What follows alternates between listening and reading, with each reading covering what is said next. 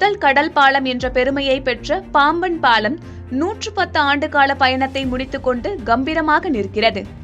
இந்நிலையில் அதனை அகற்ற டெண்டர் வெளியாகி இருப்பது உள்ளூர் வாசிகளிடையே சோகத்தை ஏற்படுத்தியுள்ளது. ராமநாதபுரம் மாவட்டம் பாம்பன் ரயில்வே பழைய பாலத்தை அகற்ற டெண்டர் அறிவிப்பு வெளியிடப்பட்டுள்ளதால் இனி வருங்காலங்களில் பழைய பாம்பன் பாலத்தை பார்ப்பது என்பது கனவாகவே போய்விடும் சூழல் ஏற்பட்டுள்ளது.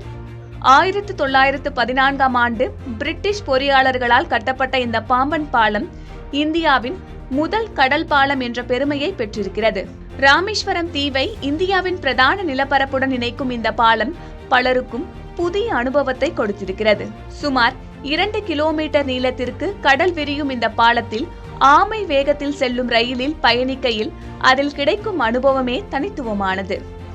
கடல் அலைகளுக்கு நடுவே பறவை இறக்கையை விரிப்பது போன்ற அனுபவத்தை வழங்கிய இந்த பாலம் கடந்த 2024ஆம் ஆண்டோடு 110 ஆண்டுகளை நிறைவு செய்தது. இந்தியாவின் பழைய பாலமாக நிற்கும் இது பல புயல்களையும் மழையையும் பார்த்து இன்னும் கம்பீரமாக நிற்கிறது.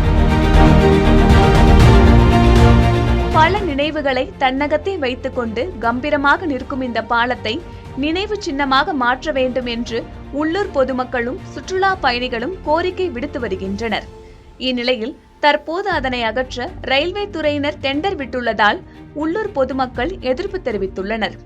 100 ஆண்டு கால பழமை கொண்ட பாலத்தை நினைவு சின்னமாக்க வேண்டும் என்றும் தொடர்ந்து வலியுறுத்தி வருகின்றனர். பாம்பன் ரயில்வே பாலத்தில் பயணித்த உங்கள் அனுபவத்தை கமெண்டில் பகிருங்கள்.